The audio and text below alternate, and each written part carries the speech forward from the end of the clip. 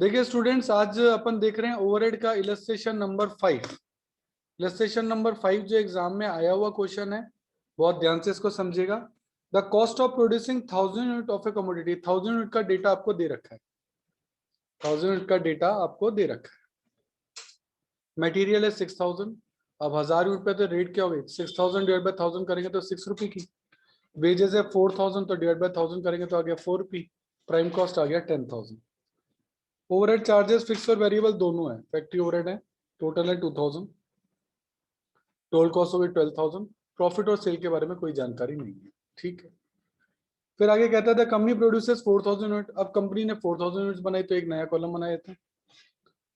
Sales eight 15 each, और इनको 4000 unit को 15 रुपए में बेचता है। तो 4000 यूनिट को 15 में बेचता है तो सेल कितनी होगी? सेल हो गई 60,000।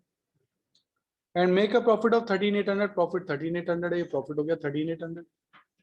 तो कॉस्ट कितनी हुई? 60,000 माइनस 13,800, दैट इज 462 46,200। ठीक है, ये हमारा निकल गया यहाँ तक। अब हम ये जानते हैं कि 1 यूनिट का डायरेक्ट मटेरियल 6 रुपए लगता है, तो 4000 यूनिट का कितना लगेगा? 24,000। 1 यूनिट का लेबर 4 रुपए लगता है, तो 4000 रुपए कितना लगेगा? 16,000। तो आपकी प्राइम कॉस्ट आ गई 40,000। अब प्राइम कॉस्ट 40,000 है और फैक्ट्री कॉस्ट 46,200 है। दोनों का डिफरेंस बैलेंसिंग फिगर में आ रहा है 6200। तो फैक्ट्री ओवरहेड आपके अपने आप ही निकल गए 6200 बैलेंसिंग फिगर में। बैलेंसिंग फिगर में 6200 निकल गया। अब हमें ये पता है कि 1000 यूनिट पे आपके खर्चा लगता है 2000 और 4000 यूनिट पे लगता है 6200। इसी से हमारा डेटा निकलेगा। देखो, एक फॉर्मूला इसके लिए आपको याद करना पड़ेगा। वेरिएबल कॉस्ट पर यूनिट का फॉर्मूला होता है change in expenses upon change in output. तो चेंज इन एक्सपेंसेस तो हुआ 6200 एंड 2000, तो कितना डिफरेंस हुआ? 4200। और चेंज इन आउटपुट हो गया 1000 से 4000 यानी 3000। तो पर यूनिट का वेरिएबल कॉस्ट निकल गया 1.4। पर यूनिट का वेरिएबल एक्सपेंस निकल गया 1.4। अब मैं आपको इसको चेक करके दिखाता हूं। अगर मैं 4000 यूनिट का डेटा लूं और 1000 यूनिट पे लूं, देखना क्या निकलता है। 4000 यूनिट पे आपका खर्चा हो रहा था 6200 का, और 1000 पे खर्चा हो रहा था आपका 2000 रुपीज का। मैं इसको सॉल्व करता हूँ। वेरिएबल कितना लगेगा? 1 यूनिट का 1.4 है, जो कि अपन ने पिछले पेज पे निकाला। तो 4000 यूनिट पे कितना होगा? 5600। टोटल 6200 में से 5600 वेरिएबल है, तो बाकी कितना बचा? 600, वो फिक्स हो गया। ऐसे अगर मैं यहां भी निकालूंगा तो भी फिक्स 600 ही निकलेगा। देखो कैसे। 1 यूनिट का खर्चा 1.4 है, तो 2000 यूनिट पे वेरिएबल कितना होगा? 1400। 2000 टोटल है, टोटल में से 1400 आपका वेरिएबल है, तो फिक्स कितना बचा? 600। तो चाहे फिक्स आप किसी भी तरीके से निकालो, चाहे आप यहाँ निकालो चाहे यहाँ निकालो, वो आएगा इक्वली। ये बात तय है। तो अपन को ये पता लग गया 4000 रुपये कितना खर्चा है। 4000 रुपये आपका खर्चा है, 5600 का तो वेरिएबल और 600 का फिक्स। इस तरीके से अपन ये पूरी चीज जो है वो निकाल सकते हैं। तो यहाँ आपको ये फॉर्मूला जो है ना वो लर्न कर लेना चाहिए, वेरिएबल कॉस्ट पर यूनिट का। वेरिएबल कॉस्ट पर यूनिट जैसे निकल जाएगी, नेक्स्ट पेज पे अपन देखेंगे टोटल में से अगर आप वेरिएबल टोटल हटा दोगे, ये वेरिएबल आपने हटा दिया, तो फिक्स खर्चा अपने आप ही निकल जाएगा। वो चाहे आप 4000 यूनिट पे करो और 1000 यूनिट पे करोगे तो भी यही आएगा। वेरिएबल टोटल कैलकुलेट कर लो, 1400 है, तो फिक्स अपने आप ही 600 आएगा। और फिक्स का लेवल दोनों ही कंडीशन में सेम रहेगा, ध्यान रखना है। इलस्ट्रेशन नंबर 8 अपन ले रहे हैं। इसमें आपका रिपीटेटेड डिस्ट्रीब्यूशन मेथड लगेगा। क्वेश्चन में देखिए जेकेपी का इलस्ट्रेशन नंबर 8 है आपका। कहता है SNTR टू सर्विस डिपार्टमेंट। ये SOT है और ये दोनों सर्विस डिपार्टमेंट है। ठीक है, विद रिस्पेक्टिव टोटल ऑफ 4000 5000। इनका खर्चों का टोटल खुद ने ही दे दिया। पिछले क्वेश्चंस में अपन ने देखा था, ये अपन को निकालना पड़ा था। ठीक है ना।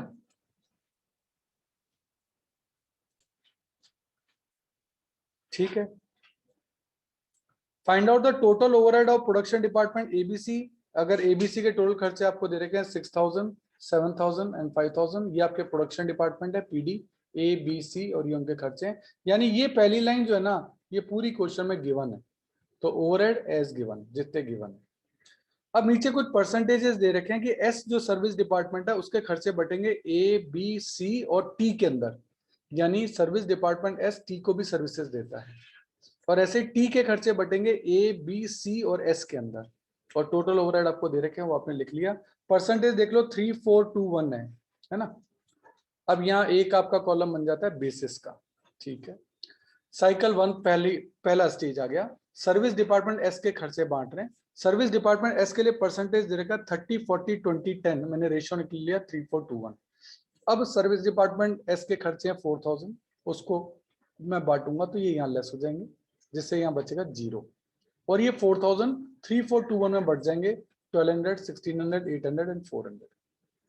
इससे एस का खर्चा 0 हो गया और टी के खर्चा का टोटल हो गया 5400, क्योंकि 400 ये वाले एक्स्ट्रा जुड़ गए।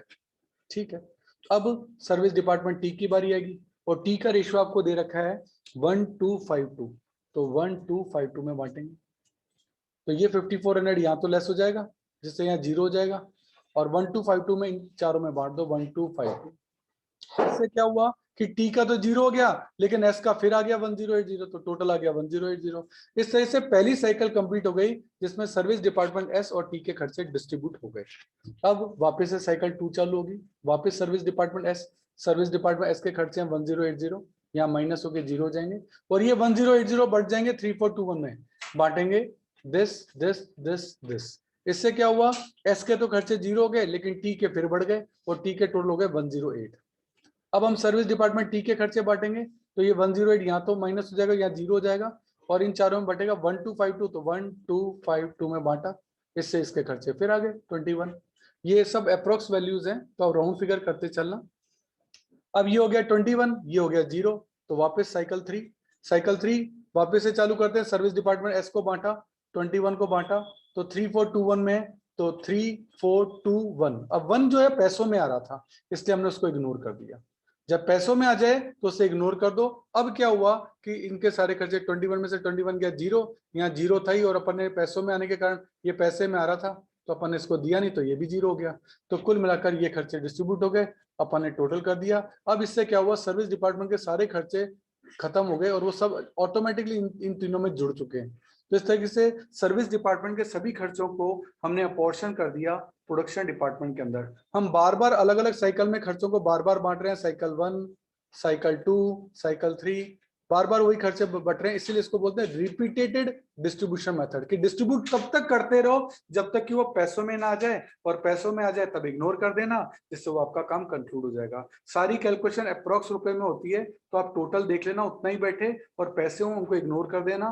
50 पैसे उससे ज्यादा हो तो उसको रुपया बना देना, 50 से कम हो तो उसको इग्नोर कर देना। इस तरीके से ये आपका रिपीटेड डिस्ट्रीब्यूशन मेथड सॉल्व होगा। देखो अब इसी क्वेश्चन को हम सॉल्व कर रहे हैं बाय साइमल्टेनियस इक्वेशन मेथड। इसको इक्वेशन से सॉल्व करेंगे। आपके कॉलम तो वही है, ओवरहेड गिवन है, यहाँ बेसिस आ जाएंगे, प्रोडक्शन डिपार्टमेंट है, सर्विस डिपार्टमेंट है ए बी सी, और सर्विस डिपार्टमेंट है SOT, और इनके खर्चे ये 6 7 5 4 5 दे रखे थे। इनको बांटना है सर्विस डिपार्टमेंट के खर्चे को 3421 में, और टी के बांटना है 1252 में, लेकिन अभी नहीं बांटने, अभी रुको। अब टोटल ओवरहेड मान लेते हैं सर्विस डिपार्टमेंट के ए और टी डिपार्टमेंट के बी। तो अपन को ये पता लग गया, अगर अपन देखें कि ए के टोटल खर्चे कितने हैं, ए सर्विस डिपार्टमेंट ए के खुद के खर्चे तो 4000 ही, ये वाले,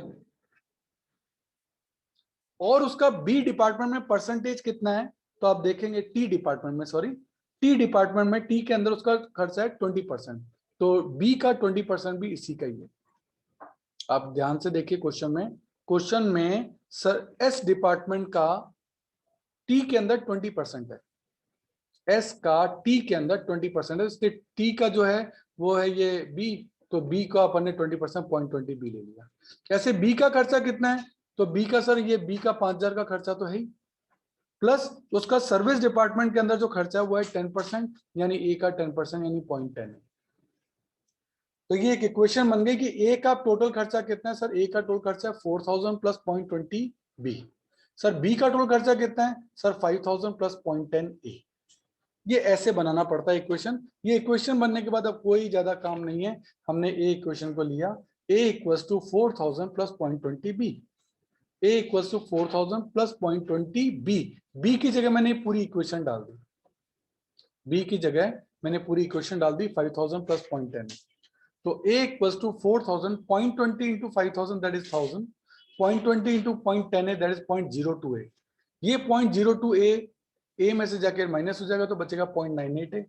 4000 प्लस 1000 हो गया 5000, सो a equals to 5000 divide by 0.98 that is 5102। ये a के टोटल खर्चे निकल गए। देखो a के वैसे खर्चे 4000 थे, प्लस पर अब अपन ने निकाले ना टोटल, तो वो कितने निकले 5102, क्योंकि ये भी तो उसमें जुड़ गया। तो इस तरीके से ए की वैल्यू निकल गई। अब जब ए की वैल्यू निकल गई है तो बी की वैल्यू तो आपकी बहुत इजीली निकल जाएगी। बी की इक्वेशन क्या है, 5000 प्लस 0.10 है, b इक्वल टू 5000 0.10। ए की वैल्यू हमने निकाल ली थी, ए की वैल्यू कितनी निकाली थी 5102, ये 5102 यहाँ पुट कर दिया।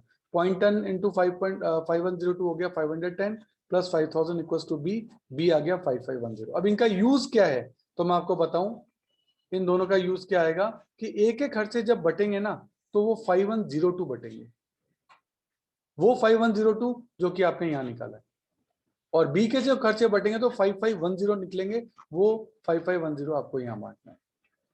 अब देखो 5102 का रेशियो क्या है, 3:4:2:1, तो ये बांट दिया।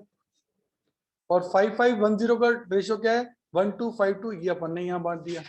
इससे आप ऑटोमेटिकली देखेंगे कि एसओटी के खर्चे नील हो जाएंगे, क्योंकि यहाँ 4000 था, माइनस हुआ 5102, प्लस हुआ 1102, तो ये जीरो हो गया, ये ऐसे ये भी जीरो हो गया, और इनके आंसर आ गए ये, इनके टोटल खर्चे जो अपन ने किए this plus this plus this, तो ये खर्चा आ गया ये।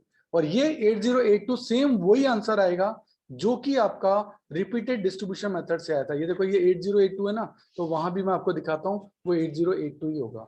यहाँ 10143 है ना, तो यहाँ भी देखो 10143 होगा। यहाँ 8775 है ना, तो यहाँ भी 8775 होगा। इसका मतलब आप चाहे क्वेश्चन रिपीटेड डिस्ट्रीब्यूशन मेथड से करें या साइमल्टेनियस इक्वेशन मेथड से करें, आपका आंसर सेम ही आएगा। इक्वेशन में आपको प्रैक्टिस करनी पड़ेगी कि इक्वेशन बनी कैसे, इतनी सी प्रैक्टिस आप कर लेंगे तो आपको दिक्कत नहीं आएगी।